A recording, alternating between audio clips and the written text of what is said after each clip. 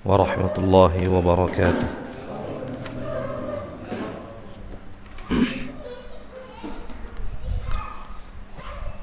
الحمد لله والصلاة والسلام على رسول الله وعلى آله وأصحابه ومن تبعهم بإحسان إلى يوم الدين. أما بعد، قال الله تعالى في القرآن الكريم: يا أيها الذين آمنوا اتقوا الله حق تقاته ولا تموتن إلا وأنتم مسلمون. وقال سبحانه: يا أيها الذين آمنوا اتقوا الله وقولوا قولا سديدا يصلح لكم أعمالكم ويغفر لكم ذنوبكم ومن يطع الله ورسوله فقد فاز فوزا عظيما. وبعد. Pertama, kita bersyukur kepada Allah Jalla Jalaluhu atas semua nikmat yang Allah berikan kepada kita. Kemudian salawat dan salam hendaknya selalu dan sering-sering kita ucapkan atas Nabi kita tercinta, kekasih kita, panutan kita, Nabi Muhammad bin Abdullah sallallahu alaihi wa ala alihi wa sahbihi wasallam. Kaum muslimin wal muslimat, para ikhwah dan akhwat rahimani wa rahimakumullah. Kita lanjutkan kajian fikih kita pada kesempatan kali ini, malam Selasa, di mana pertemuan yang telah lalu kita membahas beberapa poin terkait al-imamah, menjadi seorang imam saat sholat 5 waktu, dan ada beberapa poin yang telah kita jelaskan sampailah kita ke poin yang ke-9,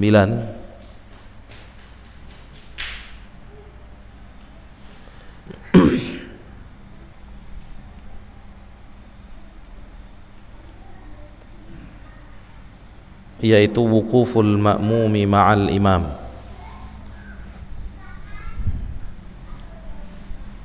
Artinya di mana posisi makmum atau berdirinya makmum ketika sholat berjamaah bersama imam. Kita baca perkataan Syekh rahimahullah rahmatan wasi'ah, idza amma ar-rajula akharu waqafa an jambihi al-ayman. Beliau berkata, apabila seorang laki-laki diimami oleh laki-laki lain, maka dia berdiri di samping kanannya. Ini menunjukkan bahwa makmum jika sholat hanya berdua dengan imam, maka posisi makmum itu berdiri tepat di samping kanan. Ya. Alasannya nanti insyaallah akan kita bacakan beberapa dalil.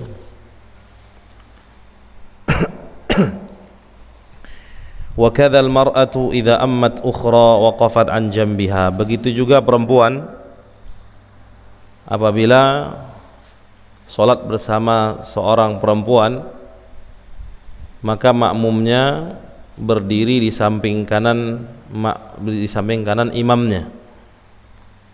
Wa man amma itsnaini fa aktsara waqafu wara'ahu. Dan siapa yang mengimami 2 atau lebih, maka makmumnya berdiri di belakang imam. Maka makmumnya berdiri di belakang imam. Wa in ijtama'a rijalun wa nisa'un waqafa ar-rijalu khalfal imam wa waqafa an-nisa'u wara'ahum. Kalau makmumnya itu gabungan antara laki-laki dan perempuan, maka laki-laki berdiri di belakang imam, sedangkan perempuan berdiri di belakang makmum laki-laki tersebut. Wa in kana rajulun wa imra'atun, kalau yang salat ternyata laki-laki dan perempuan, waqafa ar-rajulu walau sabiyan mumayyizan ila jambil imam. Laki-laki, wa in kana rajulun wa imra'atun, apabila yang menjadi makmum itu adalah laki-laki dan perempuan, satu orang laki-laki dan satu orang perempuan, maka laki-laki tersebut berdiri di samping imam dan perempuan berdiri di belakang mereka berdua. Ini kalau makmumnya satu laki-laki dan satu perempuan. Yang laki-laki tetap berdiri di samping kanan imam, yang perempuan berdiri di belakang mereka berdua. Wadzalika liqaulihi sallallahu alaihi wasallam, hadisnya atau dalilnya adalah sabda Nabi alaihi salatu wassalam, diriwayatkan oleh Al-Imam Muslim dalam Sahih Muslim, tepatnya pada bab Kitabus Shalah. Silakan teman-teman yang punya Sahih Muslim untuk merujuk kembali kepada kitab tersebut. Nabi sallallahu alaihi wasallam bersabda, khairu sufufir rijal awwaluha wa syarruha akhiruha wa khairu sufufin nisa akhiruha wa syarruha awwaluha. Artinya, sebaik-baik saf para lelaki adalah yang pertama. Ini menunjukkan saf pertama itu memiliki keutamaan, karena kata Nabi, sebaik-baik saf laki-laki di mana? Di saf yang pertama. Wa syarruha, dan seburuk-buruk safnya adalah akhiruha, yang paling terakhir. Yang paling terakhir. Nanti saya akan jelaskan kenapa disebut seburuk-buruk saf. Kemudian Nabi berkata, wa khairu sufufin nisa, dan sebaik-baik safnya wanita adalah akhiruha, yang paling terakhir. Wa syarruha awwaluha, dan seburuk-buruk saf para wanita adalah yang paling depan, yang paling pertama atau saf pertama. Dijelaskan oleh para ulama, ya, mengapa saf terakhir bagi laki-laki adalah seburuk-buruk saf. Alasannya, karena saf yang terakhir akan bertemu dengan saf pertama wanita, ya, akan bertemu dengan saf pertama wanita. Ini sekaligus memberikan isyarat bahwa Islam itu sangat membatasi antara laki-laki dan perempuan. Kalau dalam sholat saja dibatasi, bahkan dikatakan saf terburuk, lalu bagaimana dengan halnya di luar sholat? Maka sebaik-baik wanita tersebut adalah wanita-wanita yang dipisahkan dengan para lelaki. Maka alhamdulillah hari ini kita melihat di beberapa daerah walimah saat pesta pernikahan dipisah antara tamu laki-laki dengan tamu perempuan. Memang itu yang harus diterapkan. Karena kalau sholat saja mereka terpisah, padahal mereka sedang melakukan ibadah, sedang mengingat Allah subhanahu wa ta'ala, maka dalam kondisi yang lebih dari itu atau di luar kondisi itu, maksudnya di luar kondisi sholat, wanita dan laki-laki harus dipisah. Kemudian, mengapa saf wanita yang paling buruk itu yang pertama? Alasannya karena dia sangat dekat dengan safnya para lelaki. Maka dikatakan yang terburuk dari safnya wanita itu adalah safnya yang pertama, sementara lelaki yang terburuk safnya adalah yang terakhir. Alasan jelas seperti yang saya sampaikan tadi. Wa li fi'lihi sallallahu alaihi wasallam, dan dalilnya lagi adalah perbuatan Nabi alaihi salatu wassalam. Apa yang dilakukan Nabi? Faqad waqafa marratan fi ghazwatin yusalli faja'a Jabir fawaqafa an yasarihi. Suatu ketika di sebuah peperangan Nabi salat, kemudian datang Jabir bin Abdullah. Jabir bin Abdullah adalah seorang sahabat Nabi alaihi salatu wassalam. Kemudian Jabir bin Abdullah berdiri di samping kiri Nabi. Berdiri di samping kiri Nabi. Fa'adarahu, maka Nabi pun memutarnya hatta aqamahu an yaminihi, sampai akhirnya diputar Nabi ya. Berarti kalau posisi saya sekarang ini sebelah kiri sini. Jabir bin Abdullah berdiri di sebelah kiri Nabi. Nabi akhirnya memutar Jabir bin Abdullah seperti ini dan meletakkannya di samping kanan. Menunjukkan apa? Bahwa posisi seorang makmum jika sendirian sholat bersama imam, di mana posisinya Pak? Samping kanan, bukan di belakang ya Pak ya. Di mana Pak? Di samping kanan, bukan di belakang. Kita jelaskan lagi hadisnya berikutnya. Thumma jaa Jabbar bin Sakhr. Jabbar bin Sakhr juga seorang sahabat. Faqama an yasarihi. Kemudian datang Jabbar bin Sakhr ikut sholat nimbrung bersama Nabi dan Jabir bin Abdullah. Tapi berdirinya salah. Berdirinya di sebelah kiri. Karena melihat Jabir bin Abdullah sebelah kanan, maka Jabbar berdiri sebelah kiri. Ini ijtihadnya para sahabat. Tapi kalau salah diperbaiki oleh Nabi. Fa'akhadhahuma biyadihi jami'an, biyadaihi jami'an, fa'aqamahuma khalfahu. Maka keduanya dipegang oleh Nabi, kemudian didorong ke belakang oleh Nabi alaihi salatu wassalam. Ini menunjukkan bahwa kalau makmumnya dua, posisinya di mana? Di belakang. Oke, kita lanjutkan. Hadisnya riwayat Imam Muslim dalam sahihnya. Coba cari teman-teman yang punya kitab Sahih Muslim. Coba cek kembali Kitabus Shalah. Ya, lihat Kitabus Shalah di dalam Sahih Muslim, nanti ketemu hadis ini. Waliqauli Anas radhiyallahu anhu, dan dalil berikutnya adalah perkataan Anas bin Malik radhiyallahu anhu. Anna an-nabiy sallallahu alaihi wasallam shalla bihi wa bi ummihi. Bahwasanya Nabi alaihi salatu wasallam salat bersama dia dan bersama ibunya sekaligus.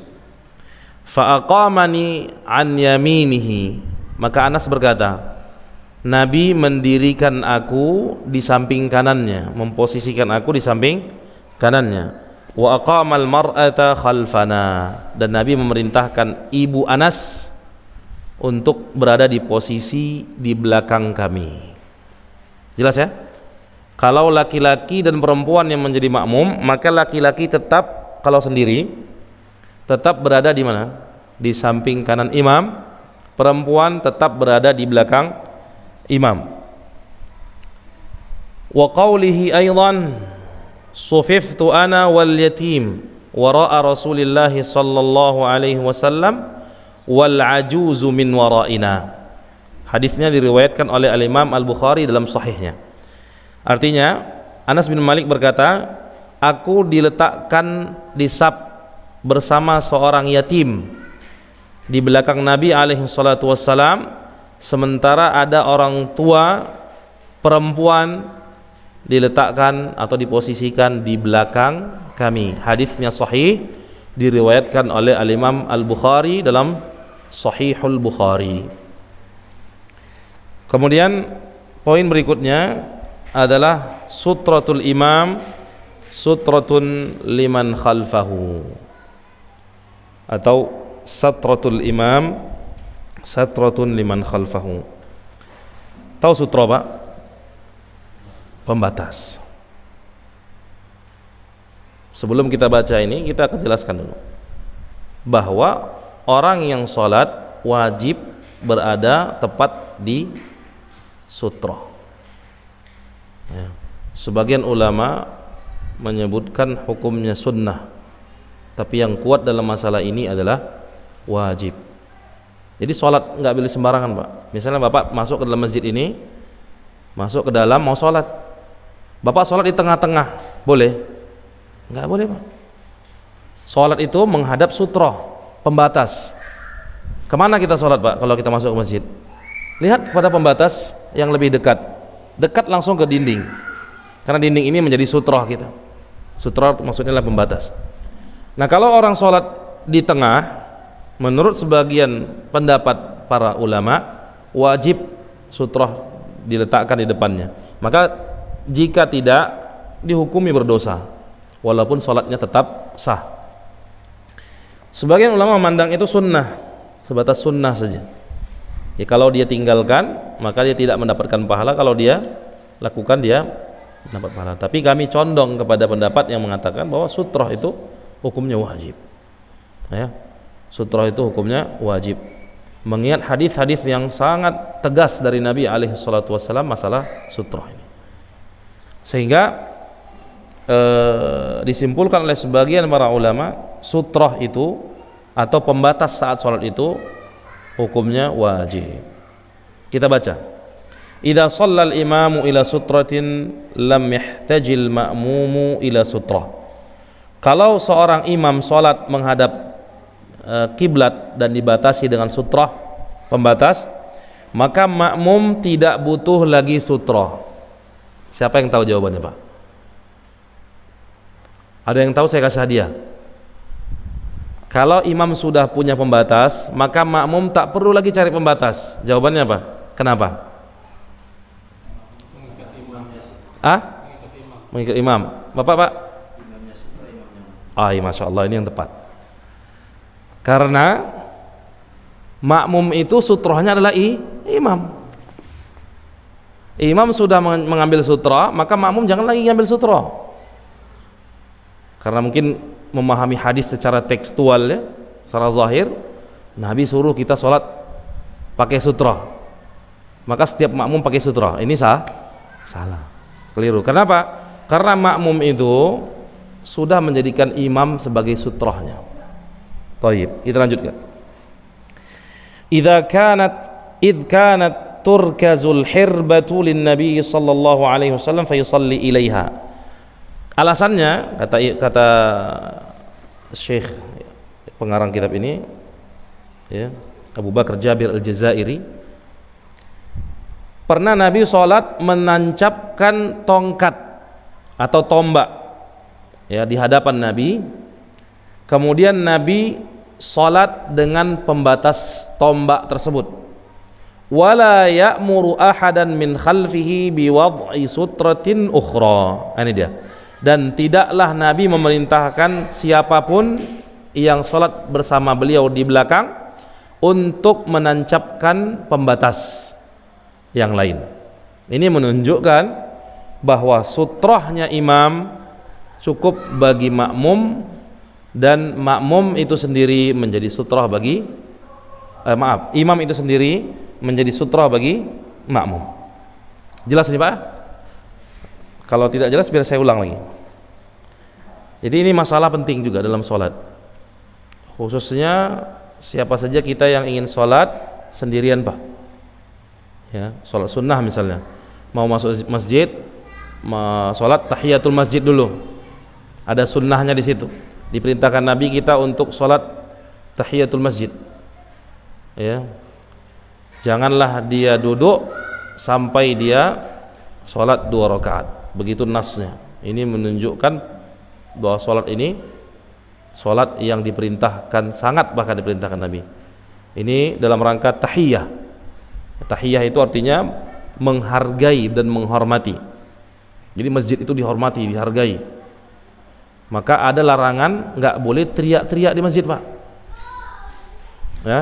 Ada larangan dari Nabi, nggak boleh teriak-teriak di masjid. Celakanya hari ini sebagian kaum muslimin yang tidak memiliki ilmu bukan teriak-teriak, tapi dangdutan di masjid, Pak. Ini celaka. Ya. Masjid itu bukan tempat-tempat yang seperti itu. Masjid ini dihormati, dihargai. Ya, bahkan Nabi perintahkan sebelum kita duduk di masjid itu sholat 2 rakaat. Dilarang oleh Nabi teriak-teriak di masjid. Maka kalau ada anak-anak teriak-teriak, kita diamkan, jangan teriak-teriak. Ya, nggak boleh teriak-teriak di masjid. Baik, kita lanjutkan. Wujub mutaba'atil imam. Poin berikutnya adalah wajibnya mengikuti imam. Tidak dibenarkan menyelisihi imam dalam gerakan-gerakan salat. Yajibu 'alal ma'mum an yutabi'a imamahu. Syekh berkata, wajib bagi makmum untuk mengikuti imamnya. Wa yahrumu 'alaihi an yasbiqahu, dan haram baginya untuk mendahului imam. Haram, Pak. Haram ini bukan makruh, tapi haram. Mendahului imam haram. Wa yukrahu lahu an yusawiyahu, dan dimakruhkan, dibenci untuk seorang makmum ketika dia menyamai imam dalam gerakannya. Ya, menyamai imam dalam gerakan hukumnya makruh. Ini harus diperhatikan, Pak. Kalau mendahului hukumnya haram, tidak boleh. Menyamai saja makruh. Fa in sabaqahu fi takbiratil ihram wajaba alaihi an yu'idaha. Kalau ada yang mendahului imam dalam takbiratul ihram, maka wajib baginya untuk mengulangi takbiratul ihram. Misalnya saya makmum nih, imam belum takbiratul ihram, saya sudah takbiratul ihram, atau imam masih Allah, kita sudah selesai. Ini namanya mendahului imam. Ini hukumnya haram. Kalau kita sama gerakannya dengan imam, hukumnya makruh. Misalnya saya imam nih, Allahu Akbar. Ada makmum yang sama dengan saya gerakannya, hukumnya apa tadi? Makruh. Ya, diingat ini supaya tidak salah. Wa illa batalat salatuhu. Jika dia tidak mengulangi takbiratul ihram, kata Syekh, batallah salatnya. Ngeri nggak nih? Makanya jangan diri bawa ringan yang seperti ini. Ya, biarkan imam dulu takbir, selesai dia baru kita ngikut di belakangnya takbir. Ya, jangan sampai mendahului imam. Wa kadza tabtulu salatuhu in sallama qablahu. Demikian juga batal salat seorang makmum jika dia mengucapkan salam sebelum imam. Kalau ada makmum salamnya duluan sebelum imam, maka batal salatnya, Pak. Atau salamnya mendahului imam. Imam masih bilang assalamualaikum, dia udah selesai, dia udah mundur dia. Ada yang seperti ini, saya lihat tuh. Imam masih assalamualaikum, dia udah mundur di belakang. Wah, cepat ini. Ya. Ini bisa batal salatnya, kata Syekh Abu Bakar Jabir Al-Jazairi. Wa in sabaqahu fi ar-ruku' aw as-sujud aw ar-raf'i minhuma wajaba alaihi an yarji' liyarka' aw yasjud ba'da imamihi.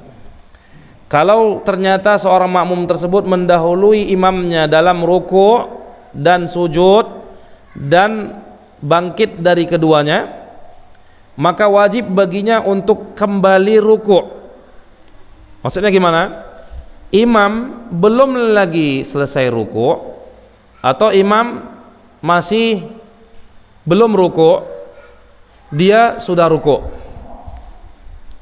Imam baru selesai baca ayat pendek lah misalnya, ya, masih Allahu Akbar, belum selesai ruku', dia udah ruku', maka ini hukumnya haram, bisa membatalkan salat. Au yasjud ba'da imamihi. Nah, kalau demikian juga sujud. Siapa yang sujud di duluan sebelum imam, maka dia harus kembali mengulang sujudnya, harus bangkit lagi, ya.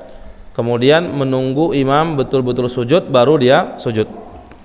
Wa dzalika liqaulihi sallallahu alaihi wasallam, yang demikian itu dikarenakan sabda Nabi alaihi salatu wassalam, innama ju'ilal imamu liyutamma bihi fala takhtalifu alaihi fa idza kabbara fakabbiru wa idza raka'a farka'u wa idza qala sami'allahu liman hamidah faqulu Allahumma rabbana walakal hamd wa idza sajada fasjudu wa idza shalla qa'idan fasallu qu'udan ajma'un. Hadisnya riwayat Imam At-Tirmidzi, diriwayatkan juga oleh Imam Ahmad, diriwayatkan juga oleh Al-Imam An-Nasa'i. Kita baca dan kita artikan hadisnya. Nabi SAW bersabda, sesungguhnya imam itu dijadikan seorang imam adalah untuk diikuti. Untuk apa? Diikuti. Maka janganlah kalian menyelisihi imam. Ini kita akan berikan contoh. Imam diperintahkan untuk diikuti. Maksudnya ketika imam ruku, maka segera ruku dan tidak boleh mendahului. Jika ada yang menyelisihi imam, ya, dalam gerakannya, imam ruku, dia i'tidal, maka batal sholatnya. Berdasarkan hadis yang kita bacakan. Fala takhtalifu alaihi, janganlah kalian menyelisihi imam. Kemudian fa idza kabbara fakabbiru. Jika imam sudah bertakbir, perintahnya Pak, maka bertakbirlah. Ini perintah Pak. Ya. Fa idza kabbara fakabbiru, di situ Nabi menggunakan huruf fa. Huruf apa? Huruf fa. Yang memberikan faedah lit ta'qib. Yang pernah bahasa Arab paham nih, lit ta'qib itu apa? Lit ta'qib itu maknanya mengerjakan langsung tanpa ada jeda, tanpa ada takhir. Maka kalau imam Allahu Akbar kata imam, maka wajiblah bagi makmum untuk bertakbir juga, takbiratul ihram. Saya pernah Pak melihat di salah satu masjid, tepatnya saat itu sedang sholat tarawih. Imam sudah bertakbir, Allahu Akbar kata imam. Dia masih duduk. Saya nggak tahu apa alasannya, mungkin karena takut imamnya baca ayatnya panjang, ya, jadi capek kakinya. Jadi disiasati. Ya, menurut dia boleh. Ini karena kurangnya ilmu. Disiasati, kira-kira imamnya udah mau habis ayat pendeknya atau ayat yang dibacanya, baru dia takbiratul ihram. Ini keliru, menyelisihi sunnah dari Nabi. Nggak boleh Pak, nggak boleh ya. Apalagi kalau kita posisi sudah di masjid, nggak boleh kita nggak takbir. Lain apabila seorang memang terlambat. Ada orang yang terlambat Pak, imam sudah misalnya selesai membaca Al-Fatihah, masuk kepada surat berikutnya. Apa yang dianjurkan untuk orang yang terlambat? Untuk segera masuk kepada saf salat untuk langsung takbiratul ihram. Kan demikian ya. Apalagi yang tidak terlambat, harus segera melaksanakan takbiratul ihram setelah imam melakukan takbiratul ihram. Kenapa? Karena Nabi alaihi salatu wassalam menggunakan dan memakai huruf fa. Dan huruf fa itu memiliki faedah ta'qib. Ta'qib itu maknanya melakukan langsung tanpa ada jeda. Ya. Tanpa ada jeda. Kata Nabi apa? Idza kabbara fakabbiru. Apabila imam tersebut takbir, maka bertakbirlah. Ya, takbiratul ihram maksudnya. Wa idza raka'a farka'u. Apabila imam tersebut ruku', maka ruku'lah juga. Nah, ini juga ada kekeliruan yang harus kita perbaiki. Sebagian orang tidak langsung ruku' setelah imam ruku'. Alasannya belum selesai membaca surat Al-Fatihah. Dan ini juga keliru. Kelirunya di mana? Nabi alaihi salatu wassalam perintahkan untuk tidak menyelisihi imam. Imam dijadikan seorang imam untuk diikuti. Ketika imam itu ruku', wajib bagi makmum untuk ruku'. Tidak menunda-nunda lagi Pak. Apapun alasannya. Ada sebagian beralasan, saya belum siap, belum selesai membaca surah Al-Fatihah, maka saya menunda untuk ruku'. Tidak. Sampai di mana Al-Fatihah kita baca, jika tidak selesai pun, ketika imam sudah ruku', maka ikut untuk ruku'. Ya, berdasarkan hadis yang kita bacakan ini. Wa idza qala sami'allahu liman hamidah, jika imam mengucapkan sami'allahu liman hamidah, maka ucapkanlah Allahumma rabbana walakal hamd. Ya. Ini ada perselisihan di kalangan para ulama dalam masalah ini. Apakah makmum juga mengucapkan sami'allahu liman hamidah, kemudian setelah itu baru mengucapkan Allahumma rabbana walakal hamd, atau cukup bagi mereka mengucapkan Allahumma rabbana walakal hamd tanpa mengucapkan sami Allahu liman hamidah? Berselisih para ulama. Sebagian mengatakan tetap mengikuti imam mengucapkan sami Allahu liman hamidah, sebagian lagi mengatakan tidak mengucapkan sami Allahu liman hamidah, mencukupkan ucapan Allahumma rabbana walakal hamd. Kenapa? Alasannya karena Nabi yang perintahkan, faqulu, jika kalian mendengar imam mengucapkan sami Allahu liman hamidah, maka katakanlah Allahumma rabbana walakal hamd. Jadi enggak perlu mengucapkan sami Allahu liman hamidah mengikuti imam. Ini menurut sebagian ulama. Sebagian lagi memerintahkan juga untuk mengucapkan rabbana sami Allahu liman hamidah. Mana dalilnya? Karena Nabi mengatakan imam itu dijadikan imam untuk apa? Diikuti. Sementara imam mengucapkan sami Allahu liman hamidah, maka makmum pun harus mengucapkan sami Allahu liman hamidah. Paham ini? Paham permasalahan ini Pak ya? Oke.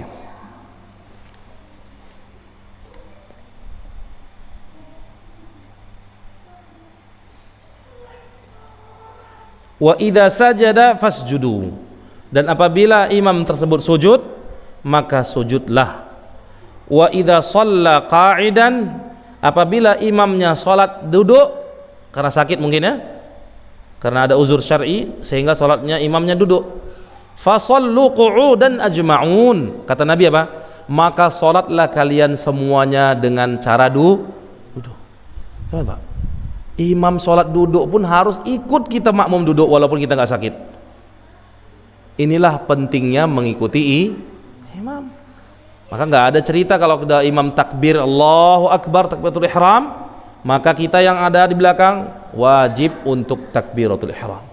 Nggak ada lagi Pak ketawa ketiwi sana, colek bercanda sana sini, ya, seperti yang dilakukan oleh anak-anak. Bapak masih ada juga gitu. Imam udah takbir, dia masih bercanda sama kawannya. Nggak boleh, nggak boleh. Ya, masuk masjid, imam takbir, kita pun ikut takbir. Kemudian Nabi alaihi salatu wassalam bersabda dalam sebuah hadis, ya, diriwayatkan oleh Al-Imam Al-Bukhari dan Al-Imam Muslim dalam Kitabus Shalah, dan juga diriwayatkan oleh Al-Imam At-Tirmidzi. Mari kita dengar hadisnya. Ama yakhsha ahadukum idza rafa'a ra'sahu qabla al-imam an yuhawwilallahu ra'sahu ra'sa himar aw yuhawwilullahu suratahu surata himar. Ini bahaya. Ini ancaman dari Nabi. Kita dengarkan. Tidakkah takut salah seorang di antara kamu apabila dia mengangkat kepalanya sebelum imam, Allah menggantikan kepalanya tersebut menjadi kepala himar, keledai. Ya. Allah gantikan kepalanya menjadi kepala keledai, kedelai Pak? Keledai Pak ya? Hah? Hewan. Nah, itu dah himar bahasa Arabnya. Atau kata Nabi, Allah gantikan bentuknya dengan bentuk keledai. Bahaya nggak ini? Ini orang yang mendahului imam. Ancaman bagi siapa saja yang mendahului imam, kata Nabi, bisa Allah rubah kepalanya menjadi kepala keledai, atau kata Nabi, Allah rubah memang bentuknya menjadi keledai. Hadis ini dipahami secara zahirnya karena ini adalah bentuk ancaman. Ya. Kabar hati-hati kita. Jangan sampai ada yang keluar dari masjid keluar jadi keledai. Ya Pak ya? Nauzubillah. Berlindung kita kepada Allah Subhanahu wa taala. Kemudian poin berikutnya, istikhlaful imam al-ma'muma li'udhrin. Imam meminta untuk digantikan ya kepada makmum karena ada uzur. Kita baca, idza tadzakkara al-imamu athna'a sholatihi annahu muhdits, apabila seorang imam di tengah-tengah salatnya ternyata dia ingat bahwa dia masih berhadas, au tara'a lahul hadath, atau ternyata pas salat berhadas, bau angin misalnya, au nabahu syai'un lam yastati' al-istimrar ma'ahu fi shalah, atau memang ada sesuatu yang menghalanginya sehingga tak mampu dia untuk melanjutkan salat. Misal saat membaca Al-Fatihah tak keluar suaranya, Pak, serak betul tiba-tiba, maka dalam keadaan seperti ini lahu an yastakhlifa mimman wara'ahu minal ma'mumin, maka bagi imam boleh meminta ganti kepada makmum yang di belakang imam, ya, maju menggantikan imam. Man yutimma bihim salatahum wa yansarif, ya, jadi imam minta ganti kepada makmum sehingga melanjutkan salat tersebut, dan imam pun pergi, imamnya pergi digantikan oleh makmum. Dalilnya mana? Faqad istakhlafa Umar ibn al-Khattab radhiyallahu anhu Abdurrahman bin Auf indama tu'ina wa huwa fi shalah. Umar ibn al-Khattab pernah minta digantikan oleh Abdurrahman bin Auf saat Umar ditusuk, saat itu beliau sedang sholat. Jadi Umar radhiyallahu anhu di akhir hayatnya yang menyebabkan beliau meninggal dunia adalah karena ditusuk saat sholat. Maka dalam kondisi seperti itu Umar memanggil Abdurrahman bin Auf untuk melanjutkan sholat, ya, untuk melanjutkan sholat. Ini dalilnya bahwa imam boleh minta digantikan oleh makmum. Wastakhlafa Aliun radhiyallahu anhu min ru'afin asabahu, dan Ali juga pernah minta digantikan saat sholat jadi imam, beliau pernah juga minta digantikan. Poin berikutnya adalah takhfiful imam as-shalah, ya, imam memendekkan bacaan saat sholat. Kita baca, yustahabbu lil imam alla yutila as-shalah illa qira'at ar-rak'atil ula, dianjurkan bagi imam untuk tidak memanjangkan salat, memanjangkan bacaan maksudnya, kecuali bacaan rakaat yang pertama. Rakaat pertama silakan boleh agak sedikit panjang, setelah itu dipendekkan. Idza kana yarju an yudrikaha man takhallafa minal jamaah fa innahu kana yutiluha.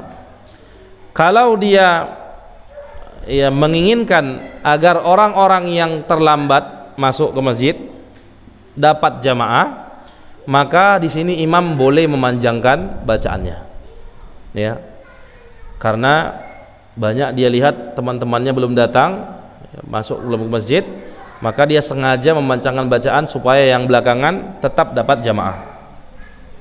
Ini dibolehkan. Wa dzalika liqaulihi sallallahu alaihi wasallam, dalilnya adalah idza shalla ahadukum bin nas falyukhaffif, apabila seorang saat di antara kamu salat mengimami manusia, maka hendaklah dia meringankan bacaannya. Fa inna fihim ad-dha'if was-saqim, karena sesungguhnya di antara jamaah, di antara makmum tersebut ada yang lemah dan ada pula yang sedang sakit. Wal kabir, ada pula yang sudah tua. Fa idza shalla li nafsihi falyutawwil ma syaa, kalau dia salat sendirian maka silahkan dia panjangkan bacaannya semaunya.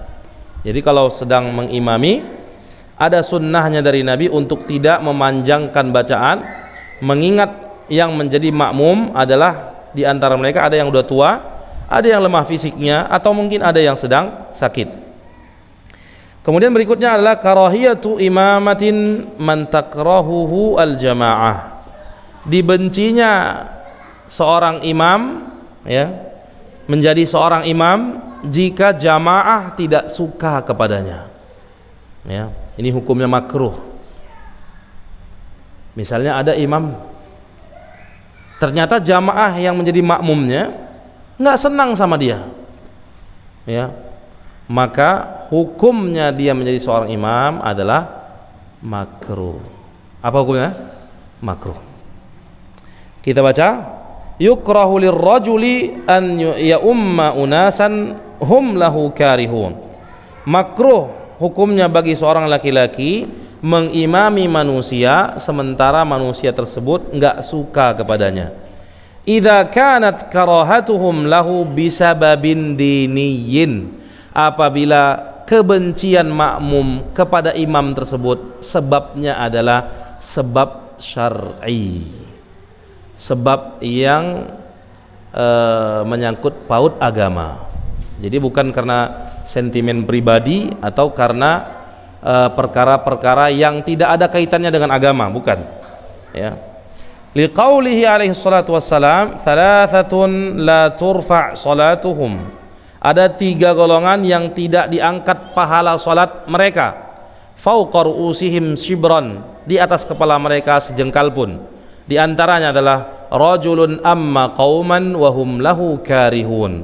Seorang laki-laki yang mengimami sebuah kaum sementara kaum tersebut enggak suka kepadanya. Wa imra'atun batat wa zawjuha 'alaiha sakhitun. Yang kedua adalah seorang wanita atau seorang istri yang bermalam sementara suaminya sedang marah kepadanya. Ini ibu-ibu hati-hati juga. Bagi ibu-ibu, sholatnya enggak diangkat pahalanya, Bu, kalau suami malam itu marah kepada ibu, ya. Wa akhawani mutasariman, dan yang kelompok yang ketiga, 2 orang saudara yang saling begado, kalau bahasa kita saling begado, ya, bentrok. 2 saudara yang bentrok, ini juga tidak diangkat pahala sholatnya sejengkal pun di atas kepala. Hadisnya riwayat Ibnu Majah dengan sanad yang hasan. Sanad yang hasan ini sanad yang boleh berhujjah dengan hadis ini. Berikutnya adalah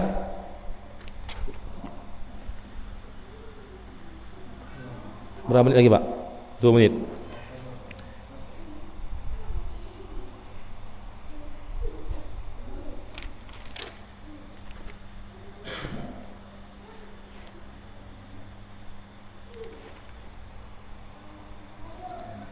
Kita jelaskan karahiyatu imamah ini, imam yang dibenci oleh jamaah. Ya, sekali lagi kita tegaskan bahwa sebab mereka membenci itu adalah sebab agama, ya, sebab agama, sebab yang syar'i, bukan hanya sebatas benci nggak suka karena hubungan yang kaitannya dengan duniawi. Misalnya sama-sama pedagang nih, imamnya pedagang, makmumnya juga mayoritas pedagang, karena sama-sama pedagang bersaing misalnya, Pak, ya, nggak suka sama si imam. Bukan itu yang dimaksud, ya Pak, ya, bukan itu yang dimaksud. Yang dimaksud contohnya seperti ini, kita selesaikan dulu, Pak, ya, nggak apa-apa, ya. Imam ini sering melakukan mukhalafah syar'iyyah, sering melakukan kesalahan yang menurut agama kesalahan itu tidak dibenarkan dan tidak boleh ditoleransi, sehingga membuat makmum nggak suka kepada dia. Ini yang seperti ini yang dimaksud oleh Nabi. Maka orang yang seperti ini lebih baik tidak menjadi imam. Paham, Pak, ya? Orang yang seperti ini lebih baik mundur, jangan jadi imam, karena perbuatannya yang melanggar syariat Islam misalnya, atau ada perbuatannya yang tidak sesuai dengan agama, ya. Maka yang seperti ini hendaknya mundur, tidak menjadi imam. Allahu a'lam bissawab. Allah lah yang maha tahu kebenarannya. Ini yang bisa kita sampaikan pada kesempatan kali ini, karena waktu yang terbatas. Maka insyaallah taala in kana lil umri baqiyah, kalau ada umur kita lanjutkan kajian fikih kita insyaallah. Sallallahu ala nabiyina Muhammad wa ala alihi wa sahbihi wasallam. Subhanakallah. Assalamualaikum warahmatullahi wabarakatuh.